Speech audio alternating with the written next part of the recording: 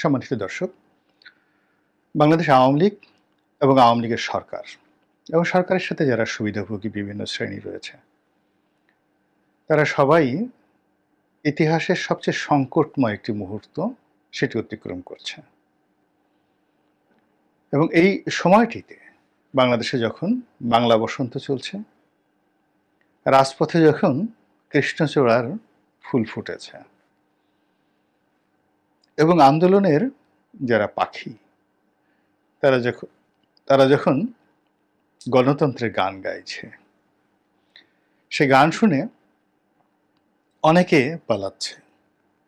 পত্রপত্রিকায় যেভাবে খবর আসছে, যেভাবে সামাজিক মাধ্যমগুলোতে ছবিগুলো ছাপা হচ্ছে, তার ফলে অনেকের মনে আতঙ্ক ছড়িয়ে পড়েছে এবং অনেকের মনে আনন্দে রীতিমতো হৃদয় মন পুলকিত হচ্ছে।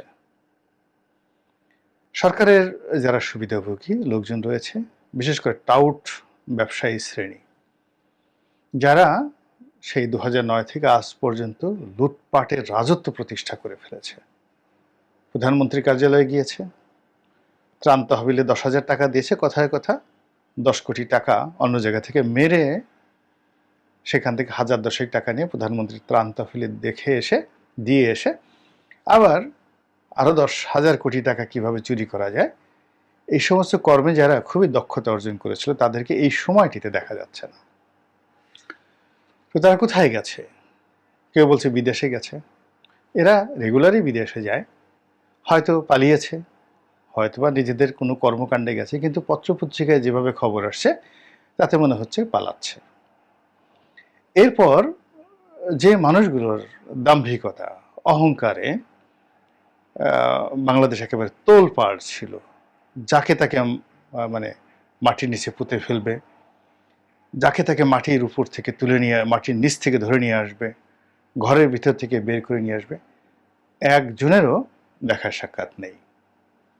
এবং সরকারের গুরুত্বপূর্ণ অনেক ব্যক্তি, মন্ত্রী এবং এমপি প্লেন ভরে ভরে বিদেশে যাচ্ছে, নেতারা যাচ্ছে। এই ধরনের খবর গুজব হোক কিংবা সত্য হোক আমরা জানি না, কিন্তু সামাজিক মাধ্যমে রীতিমতো সয়লাভ হয়ে যাচ্ছে। কোনটা সত্য এবং কোনটা মিথ্যা এটা বিচার না করে, বিশ্লেষণ না করে মানুষ যা দেখছে সেটাকে বিশ্বাস করতে চাচ্ছে। যেমন দুটো উদাহরণ দেই। শামীম ওসমান নারায়ণগঞ্জের সংসদ সদস্য, তো সে অত্যন্ত একেবারে যাকে বলা হয় রাতারাতি ভাইরাল হয়ে পড়েছিলেন দুটো ঘটনার জন্য।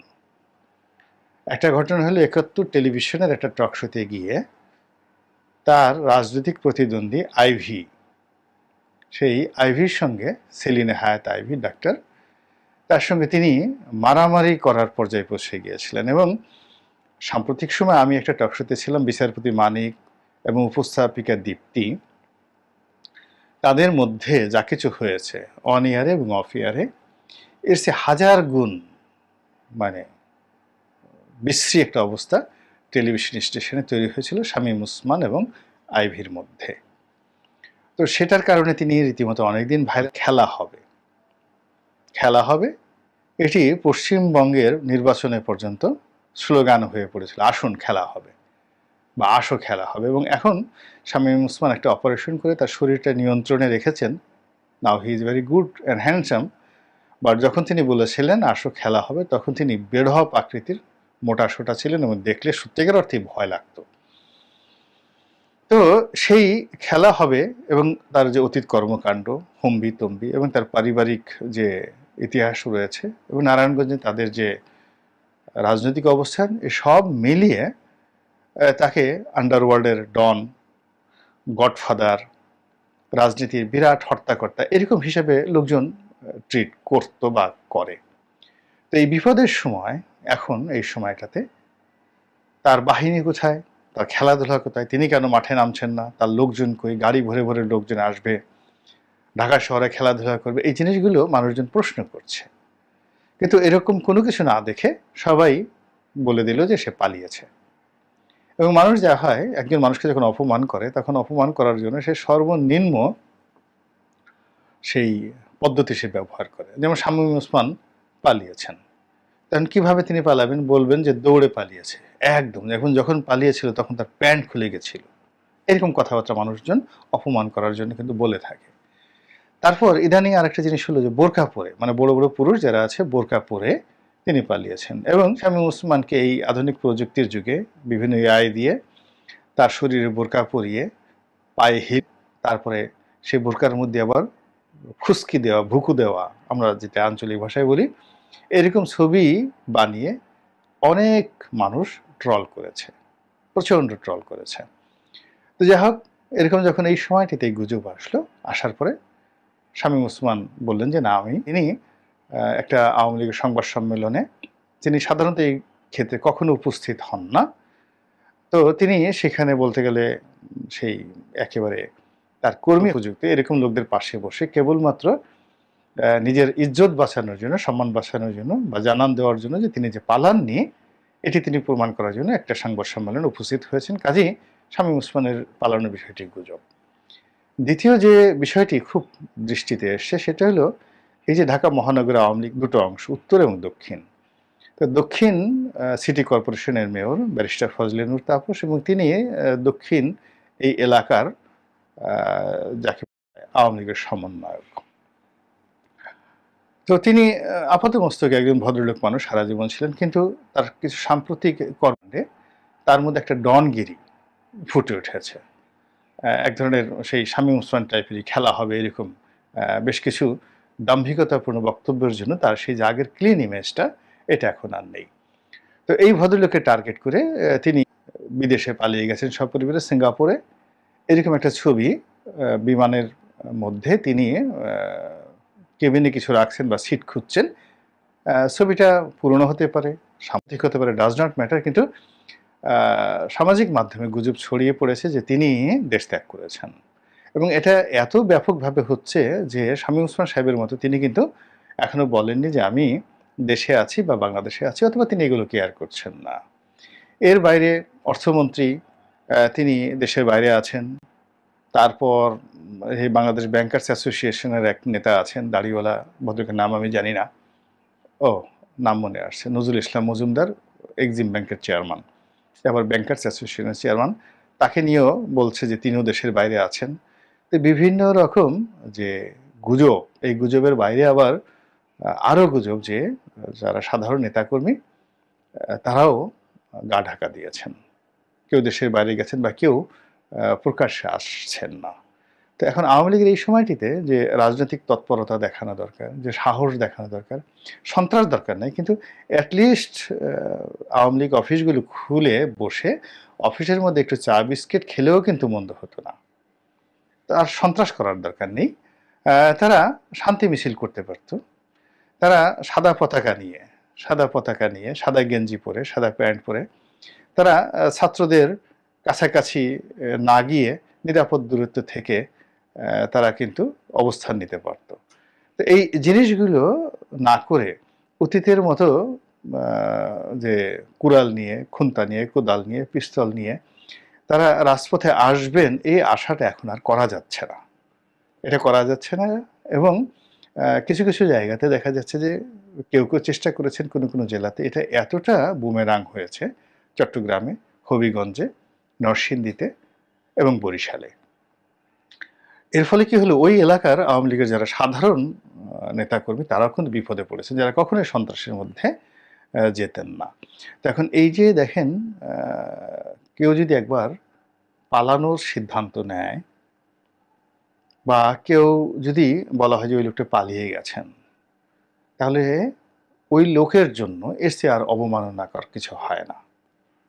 এখন আমি আছি, জীবিত আছি, বেঁচে আছি। এখন আমাকে যদি বলা হয় যে মিস্টার রনি পালিয়ে গেছেন, প্রথমত এটা আমার জন্য একটা জুতো পেটা। আমি যতবার বলি না কেন যে আমি পালাইনি, পালাইনি, পালাইনি, কিন্তু কোনো লাভ হবে না। লোকজন, আমি যতই হম্বিতম্বি করি না কেন, লোকজন আমার সম্পর্কে যেটা ধারণা করে সেটা হলো এই লোকটি একটি আমড়া কাঠের ঢেঁকি। এ শুধু কসকস করে, বড় বড় কথা বলে, কিন্তু ধান বাটতে পারে না, ধান ভাঙাতে পারে না, চাউল বানাতে পারে না, ঢেঁকির কাজ করতে পারে না, আমড়া কাঠের ঢেঁকি, যাদের কোনো কাজ হয় না। তো কাজেই যখন তাকে সত্যিকার অর্থে কর্মের জন্য প্রয়োজন হয়, সে তখন বীরের মধ্যে মাঠে না এসে সে তখন পালিয়ে যায়। এরকম যদি কারো সম্পর্কে ধারণা থাকে তাহলে সেই আমড়া কাঠের ঢেঁকি পালাক বা না পালাক, আহ, তাকে লোকজন ধরে নিয়ে সে পালিয়ে গেছে। তা আমাদের এই সমাজে অ্যাকশন, রিঅ্যাকশন, প্রো অ্যাকশন, এই তিনটি কথা আছে। সেটি হলো যে আপনি সবসময় ইতিবাচক অর্থে কাজকর্ম করবেন, এটিকে প্রোঅ্যাক্টিভ বলা হয় বা প্রো অ্যাকশন বলা হয়। আর অ্যাকশন অবস্থা বুঝে ব্যবস্থা নেওয়া, এটিকে বলা হয় অ্যাকশন। আর রিঅ্যাকশন যেটি হয় সেটি হলো আপনি রাগে উন্মত্ত হয়ে পাগলের মতো আপনি আচরণ করলেন, এবং রিঅ্যাকশনটা প্রায়ই ধ্বংসাত্মক হয়। তো আমরা অনেক যুদ্ধকে বলি যে যুদ্ধ জীবন বাঁচায়, যুদ্ধ জনপদ বাঁচায়, যুদ্ধ স্বাধীনতা এনে দেয়, যুদ্ধ মানুষের জীবনকে তার অনিবার্যতা, বেঁচে থাকার অনিবার্যতা প্রমাণের সুযোগ করে দেয়। কিন্তু যেখানে অ্যাকশনের পরিবর্তে প্রো অ্যাকশন কাজ করে না করে এখানে রিঅ্যাকশন কাজ করে, তো সেখানে যুদ্ধের নামে প্রতিহিংসা চালানো হয়, যুদ্ধের নামে অত্যাচার চালানো হয়, তাণ্ডব চালানো হয়, অনেকটা হালাকু, হিটলার এবং চেঙ্গিস খানদের মতো করে। এখন আমাদের এই যে সমাজ, এই সমাজে ছাত্ররা যে নতুন বসন্ত সৃষ্টি করেছে, ছাত্ররা যে বিক্ষোভ করেছে, আন্দোলন করছে, এটিকে মোকাবেলা করার জন্য যারা শাসক দলে আছেন তাদের বীরত্ব লাগবে, প্রোঅ্যাক্টিভ হতে হবে এবং নিদান পক্ষে অ্যাক্টিভ হয়ে তাদের মাঠে দাঁড়াতে হবে, এবং এই কাজটি যারা করতে পারবেন তারাই সত্যিকার সাহসী। আর এই সময়টিতে কেউ যদি গা ঢাকা দেন, অসুস্থ হয়ে পড়েন, পালিয়ে যান, বা বলতে থাকেন যে আমি পালাইনি কিন্তু আমি কিছু করিও না, আমি কি করি, আমি চুপচাপ থাকি, এরকম যারা করেন আপনি তাদেরকে আর যাই বলেন না কেন এই সময়টিতে সাহসী বলা যাবে না। আওয়ামী লীগ একটা ঐতিহ্যবাহী দল, এই কয়দিন আগে ওবায়দুল কাদেরের কথায় কান ঝালাপালা হয়ে যাচ্ছিল, আন্দোলন কাহাকে বলে, বিএনপি কোনোদিন আন্দোলন করতে পারবে না, জামাত শেষ, বাংলাদেশে আওয়ামী লীগের কাছ থেকে আন্দোলন শিখতে হবে, আওয়ামী লীগ আন্দোলনের স্কুল খুলে বসেছে। এখন এ সকল যে কথাবার্তা জনাব ওবায়দুল কাদের থেকে শুরু করে অন্যান্য যারা বিভিন্ন সময়টাতে বলেছেন, বা শামীম ওসমান সাহেব বলেছেন খেলা হবে, তো নারায়ণগঞ্জে এত বিশ্রী খেলা হয়ে গেল, পুরো সিটি কর্পোরেশন পুড়িয়ে দেওয়া হলো, পাসপোর্ট অফিস পুড়িয়ে দেওয়া হলো, পিবিআই অফিস পুড়িয়ে দেওয়া হলো। জনাব শামীম ওসমান সাহেবের খেলার যে প্লেয়ার, তার যে সেট, তারা কোথায় ছিল?